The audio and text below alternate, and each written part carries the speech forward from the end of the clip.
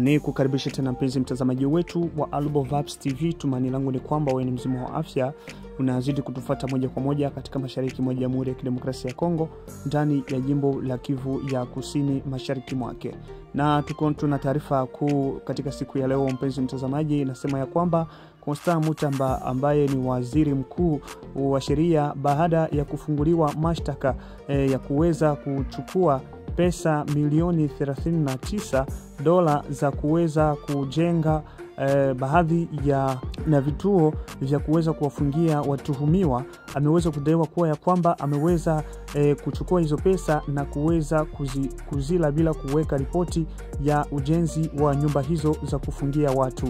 Ndio maana ameweza kufunguliwa mashtaka, na dira zetu zinasema kuwa ya kwamba ameweza kuambiwa kwamba asipate kutoka katika nchi ya Kongo ndani ya mji mkuu wa Kinshasa ambayo wa Jamhuri ya Kidemokrasia ya Kongo. Lakini pia ameweza kujiuzulu kazi, aliweza kujiuzulu kazi na kuweza kuacha kazi yake ya waziri wa sheria na waziri wa haki, akaweza kujiuzulu. Lakini muda sio punde, kama gisi unavyoendelea kuona kwenye skrini yetu, watu wake labda wakongomani wengi ambao walikuwa wanapenda uongozi wake wa waziri wameweza kusherekea vilivyo vikali sana na kuweza kushabikia, kusema kuwa ya kwamba ameweza kurudia tena katika kazi yake ya uwaziri. Na mpenzi mtazamaji, tuko pia katika mji wa Goma ambako kijana mmoja, raia mmoja wa Goma, ameweza kufyatuliwa risasi na watu wasiojulikana, anayekadiriwa kuwa ana miaka zaidi ya 30, ameweza kupigwa risasi mnamo mji wa Goma katika siku ya leo mpenzi mtazamaji. Hadi mpaka sasa dira zetu zinakwenda kueleza kuwa mtu huyo hajawahi, watu ambao waliomfyatua risasi hawajajulikana bado, kuwa ya kwamba wanaweza kuwa ni M23 aidha ni washika bunduki ambao ni majambazi. Mtu huyo hali yake ni mbaya na ameweza kupelekwa hospitalini apate kutibiwa ya kwamba kama itawezekana, kama gisi unavyoendelea kuona kwenye skrini yetu. Mpenzi mtazamaji, kama ni mara yako ya kwanza kuweza kuangalia video zetu na kufungua channel yako ya Albo Vibes TV, naomba ubonyeze alama ya subscribe, kisha utabonyeza alama ya kengele, na pia usikose kuwasambazia wengine na kushare na kulike video zetu. Na kama unapatikana nje ya nchi aidha ndani ya nchi ya Kongo, naomba uweke comment yako ya emoji ya bendera ya mahali ambako unakopatikana. Haijalishi unatufuata ukiwa Tanzania, ukiwa Kenya, ukiwa Rwanda, ukiwa Burundi, ukiwa Kongo, pia ukiwa na nchi zote za Afrika pamoja na nchi za nje kama vile Marekani pamoja na Canada na Australia na kwingineko kunakopatikana mpenzi mtazamaji. Taarifa yetu kuu nyingine inasema ya kwamba Rwanda na Kongo wameweza kuongeza siku za kusaini mkataba wa amani ya kudumu mashariki mwa Jamhuri ya Kidemokrasia ya Kongo mnamo tarehe 27 za mwezi wa 6 mwaka 2025. Ndivyo ambavyo wameweza kupandisha siku hizo kwa ajili ya kuweza kuleta ya kuweza kusaini mkataba wa amani ya kudumu mashariki mwa Jamhuri ya Kidemokrasia ya Kongo, wakisimamiwa na nchi ya Umarekani.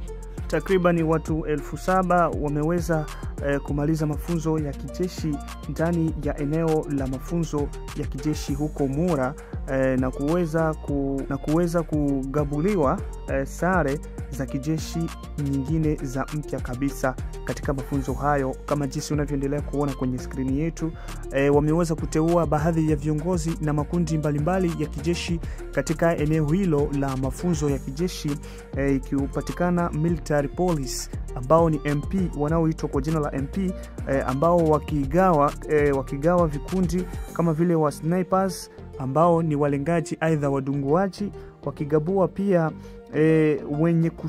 wenye kusaidia kwa haraka, yani wale special force wa kuweza kusaidia matukio kwa haraka.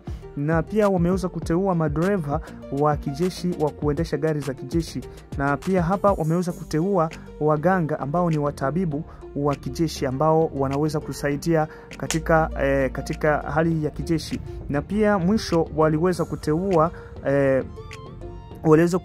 wale wadunguaji wa drones ambao wanadungua kwa masafa marefu. Ndio mafunzo ambayo imeweza kufanyika huko Mura katika nchi ya Jamhuri ya Kidemokrasia ya Kongo.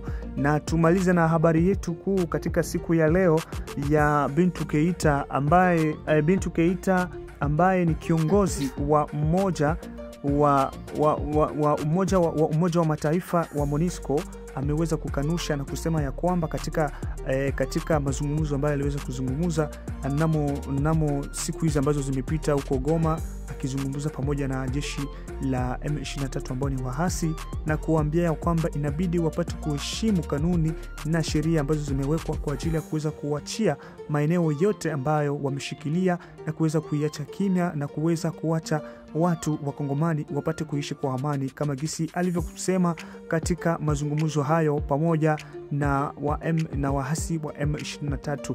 Naam, tumekwenda kukamilisha matangazo yetu ya siku ya leo, mpenzi mtazamaji. Naamini ya kwamba ulikuwa pamoja nasi kuanza mwanzo hadi mpaka mwisho. Umekuwa pamoja nasi katika kipindi chetu, na pia naomba tu upate kujiunga nasi tena ili tupate kujiunga tena katika kipindi kingine ambacho kitakachokujia muda sio punde. Tumaini langu ni kwamba wewe ni mzima wa afya na utazidi tena kutufata katika kipindi kingine ambacho kitakachokuja, mpenzi mtazamaji. Mimi naitwa Jacob Daniel Pascal, ninayekutangazia ndani ya Global Vibes TV. Asante. La MONUSCO reste engagée à appuyer toutes les initiatives susceptibles de favoriser une désescalade des tensions. Les responsables de l'AFC M23 ont exprimé leur volonté de trouver une solution pacifique à la crise.